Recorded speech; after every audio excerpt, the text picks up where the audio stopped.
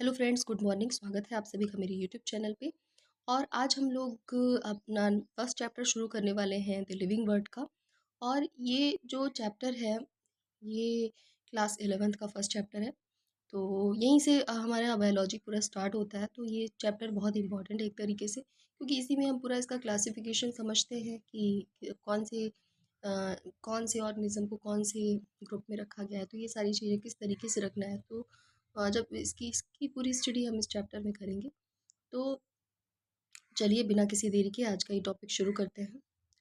How wonderful is the living bird. जो living bird है वो कितना खूबसूरत है। The wide range of living types is amazing. ठीक है, इसका जो वाइड रेंज है लिविंग टाइप्स का, ये बहुत ही अमेजिंग है। ठीक है, the extraordinary habitats in which we find living organisms, be it cold mountains, deciduous forest, ocean, fresh water lakes, desert or hot springs, leaves us speechless.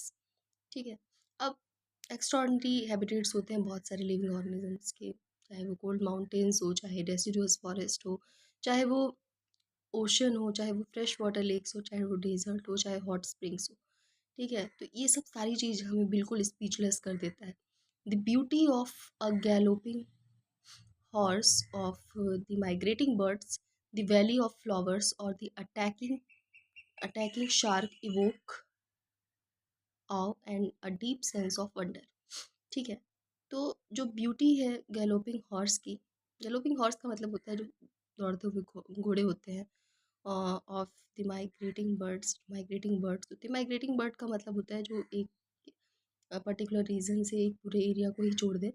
ठीक है, तो the valley of flowers or the attacking shark, मतलब flowers की अगर हम valley की बात करें वो भी बहुत खूबसूरत होती है। अटैकिंग शार्क होती है ना। तो ये सब बहुत, मतलब बोलना चाहिए बहुत सारी आश्चर्य की चीज़ें हैं। मतलब कहीं इतनी सारी आश्चर्य की चीज़ें हैं ना कि हम इस पे मतलब पूरा ज़िंदगी भी पढ़ेंगे ना तो कम पड़ेगा, है ना। तो बहुत ही इंटरेस्टिंग होता है। The ecological conflict and cooperation among members of a population and among populations of a community, or even the molecular traffic inside a cell, make us deeply reflect on what indeed is life. ठीक है, तो this question has two implicit questions within it.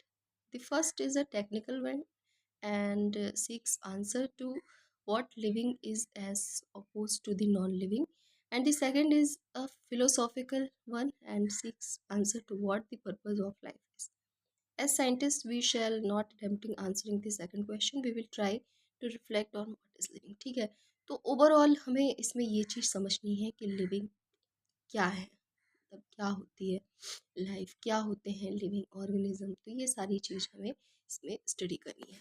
ठीक है, तो हम यहीं से start करेंगे कि लिविंग क्या होते हैं। What is living. When we try to define living, we conventionally look for distinctive characteristics exhibit by living organisms. ठीक है, अब जब हम ट्राई करते हैं डिफाइन करने के लिए लिविंग को कि लिविंग क्या होते हैं, we conventionally look for distinctive characteristic, हमें उनके अलग अलग कैरेक्टर्स देखने पड़ते हैं एग्जिबिटेड बाय लिविंग ऑर्गेनिजम्स।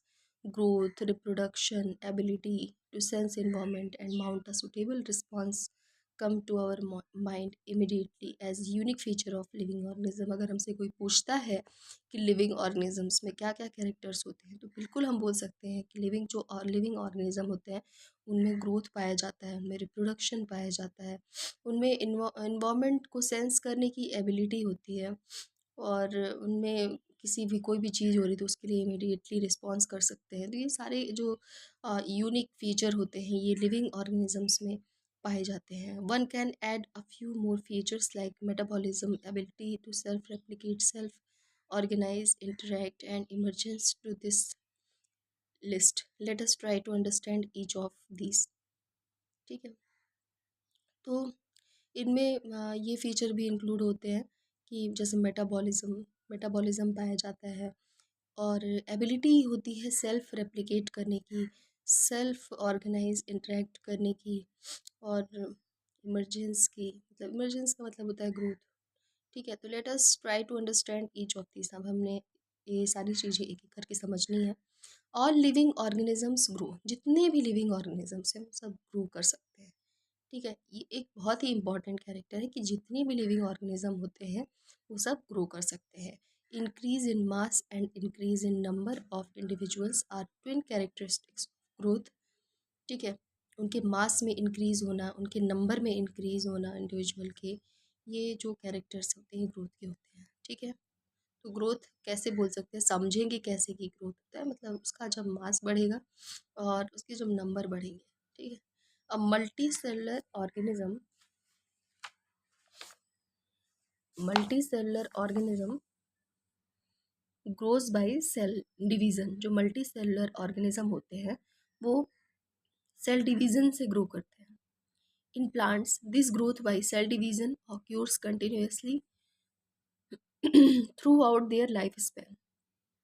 ठीक है, प्लांट्स में क्या होता है, जो ग्रोथ होती है वो सेल डिवीजन से होती है और थ्रू आउट जितना उनका लाइफ स्पैन होता है तब तक वो होती है। In animals this growth is seen only up to a certain age. लेकिन एनिमल्स के केस में ऐसा नहीं होता है। एनिमल्स के केस में जो ग्रोथ होगी वो सर्टेन एज तक ही होगी, हमेशा नहीं होती रहती। लेकिन प्लांट्स के केस में आप देखिएगा, प्लांट्स के केस में हमेशा, मतलब जब तक उनका लाइफ रहेगा तब तक उनमें ग्रोथ देखने को मिलती है। However cell division occurs in certain tissue replace lost cell.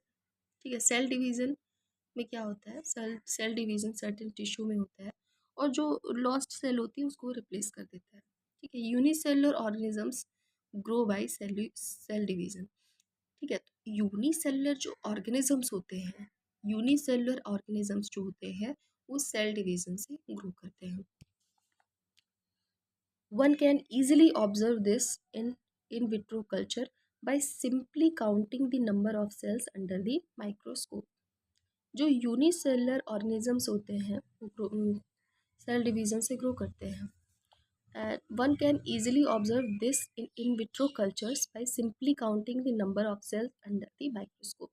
अब हम इसके लिए एक इन विट्रो कल्चर बना सकते हैं और हम सिंपली काउंट कर सकते हैं माइक्रोस्कोप में जो सेल के नंबर हैं, है ना। तो ये चीज़ हम लोग, मतलब एक तरीके से बोलना चाहिए, प्रैक्टिकल में भी करके देख सकते हैं। In majority of higher animals and plants, in majority of higher animals and plants, growth and reproduction are mutually exclusive events। ठीक है, तो मेजॉरिटी जो होती है हायर एनिमल्स और प्लांट्स की, तो उसमें ग्रोथ और रिप्रोडक्शन जो होता है वो म्यूचुअली एक्सक्लूसिव इवेंट होता है। One must remember that increase in body mass is considered as growth. ठीक है, जैसा कि हम लोग पहले भी डिस्कस कर चुके हैं कि अगर बॉडी मास जो होता है वो इंक्रीज होगा तभी हम बोल सकते हैं कि ग्रोथ हो रही है। Non living objects also grow if we take increase in body mass as a criterion for growth. Mountains, bound boulders and sand moulds to grow. अब कई चीज़ें क्या है, नॉन लिविंग है लेकिन वहाँ पे भी हम ग्रोथ देख सकते हैं। जैसे कोई अगर रेत का टीला होगा, रेत का टीला जो है उसके ऊपर रेत आती जाती है, रेत आती जाती है, लेकिन वो जो ग्रोथ है और ये जिस ग्रोथ की हम बात कर रहे हैं वो बिल्कुल अलग है। ठीक है, however this kind of growth exhibited by non living objects is by accumulation of material on the surface.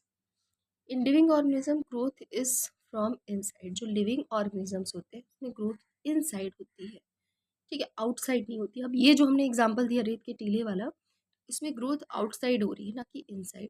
ठीक है, तो growth therefore cannot be taken as a defining property of living organisms. Conditions under which it can be observed in all living organisms have to be explained, and then we understand that it is a characteristic of living system. A dead organism does not grow। ठीक है, तो ये सारी चीज़ हम जितने living organisms होते हैं तो उसमें देख सकते हैं ग्रोथ के बारे में। तो अगर हम डेड ऑर्गेनिज्म की बात करते हैं, डेड ऑर्गेनिज्म जो होगा क्या उनमें ग्रोथ होगी? डेड ऑर्गेनिज्म में ग्रोथ होना बिल्कुल बंद हो जाती है। तो ये सारी चीज़ हो गई ग्रोथ के बारे में। तो ठीक है, आज का वीडियो इतना ही इंट्रोडक्शन वाला पार्ट है, हमने लिविंग वर्ड का केवल इंट्रोडक्शन वाला पार्ट लिया है। और अगर आप सभी को ये मेरा आज का वीडियो पसंद आया हो तो प्लीज़ इसे लाइक, सब्सक्राइब और शेयर ज़रूर कर दीजिए। Thank you, keep watching.